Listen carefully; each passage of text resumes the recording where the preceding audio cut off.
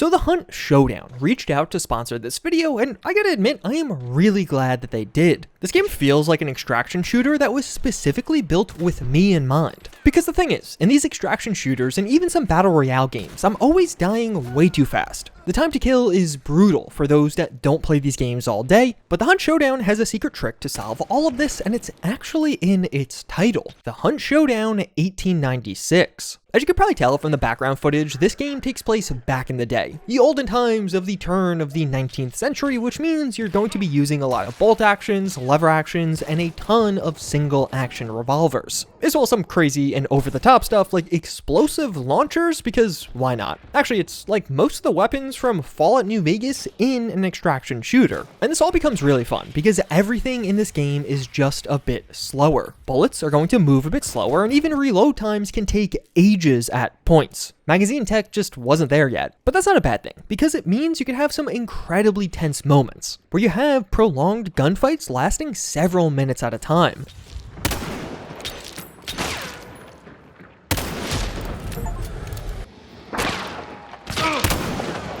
And this, to me, is what makes the hunt so freaking fun. In this game, you're actually hunting someone. The gunfights in this one are true back and forths, and the weapons being old makes it so you have to use a whole host of tools to successfully kill that enemy. Like, I found myself constantly relying on explosives and even fire to clear out enemy positions. This is a game where strategically blocking areas will come to you naturally and almost immediately. Of course, lots of games have these tools, but this is one where you'll actually find yourself using them because you need to. And a huge part of this is sound. Sound is a massive part of how you're going to experience the world of the Hunt Showdown, because pretty much everything here is going to make some kind of noise, what kind of terrain you're walking on.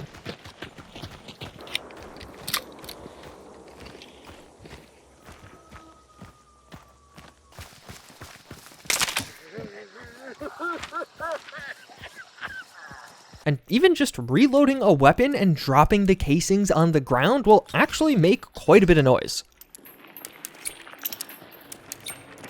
Walking can also be incredibly noisy, and lots of times walking is how you're going to find the location of other enemies. You'll hear their footsteps and start to hunt them down, which can lead to some incredibly fun outcomes as you're basically stalking another player.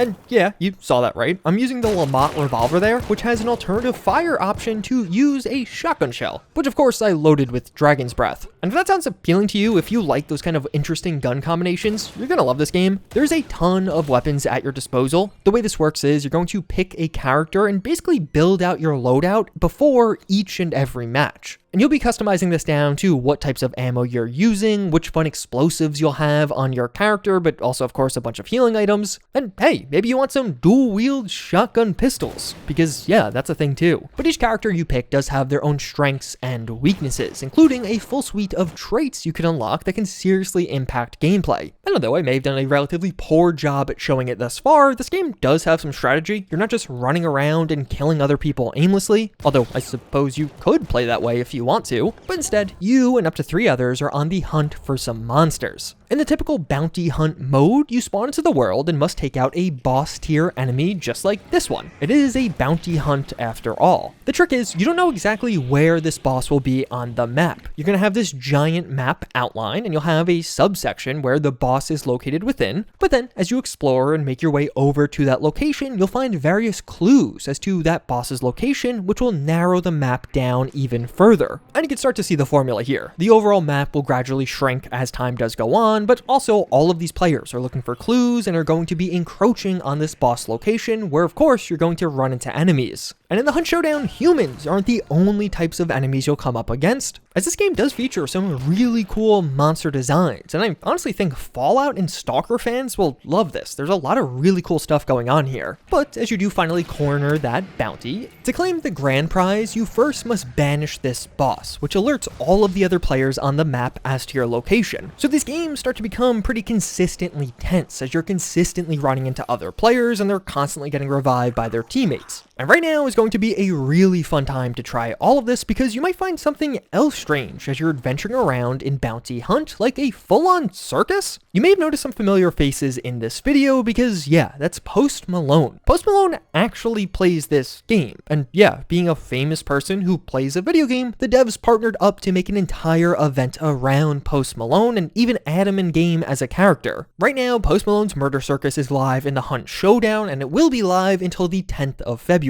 But you can't just show up to the circus, you gotta have some money first. What you'll notice is after the most recent update, as you go around doing things like killing enemies, you're going to be gradually building these new pledge marks. But once you have a few of them and you head over to a circus, you can spend them on some insanely powerful upgrades for your character. Do you want to know exactly where the bosses on this map are located? Well, congrats, now you can, it just will cost 2 pledge marks. All throughout the circus, you're going to find a variety of stalls with very powerful upgrades. Many of these being new and unique traits that you can unlock for yourself, making you even more powerful for that playthrough. And if that does feel a bit overwhelming, you could also just leave it up to chance. There's a new fortune teller NPC you can interact with here that will give you a random trait. I like to think they know what I'll need going forward.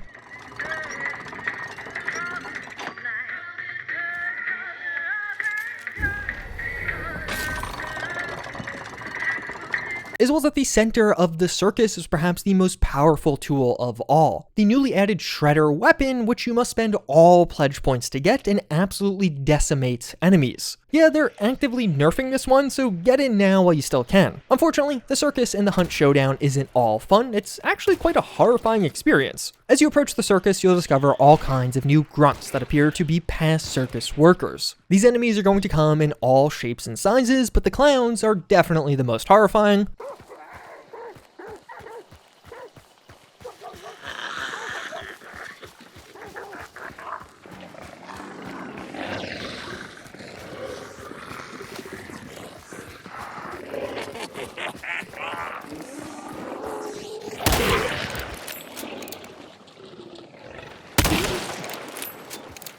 But the real test is going to come within the circus. If you want all of those cool traits, weapons, and even some of the other unlocks I mentioned, you're gonna first have to get past Ursa Mortis. There's going to be a new bear monster that patrols around the circus and honestly is just horrifying. This enemy is very tanky, so a one-on-one fight doesn't typically go super well. You'll probably be running at some point. And that's the scary part because this bear can get down on all fours and just sprint at you, which I would describe as simply horrifying. I think I did legitimately scream in the audio during that gameplay, but thankfully it wasn't recorded. The circus is clearly labeled on everyone's map once the game starts, so it does add in this really fun secondary point of interest that becomes the center of a ton of combat as the game goes on. But while this limited time circus event is active, you could also play the faster paced bounty clash mode. In this, the map is heavily condensed, so it's going to be much more action-packed and combat-focused, although still with your own objectives and extraction to do. But if all of that somehow wasn't enough, this update also brought in a brand new battle pass with a ton of fresh content. And I think quite a few of you will be interested in this one as a lot of this is clown or circus themed, which I know my audience would love. And that is the Hunt Showdown, what has become my favorite extraction shooter, and I genuinely think a lot of you guys watching right now will enjoy this one. It just has a different feel compared to what else is out there, and the slower time to kill really does emphasize far more strategy and makes the game more approachable for everyone. Plus, it runs on Crytek, so it looks amazing. Sometimes I was running around, taking down creatures and taking in the environments, actually forgetting that, yeah, there are other players out there trying to kill you.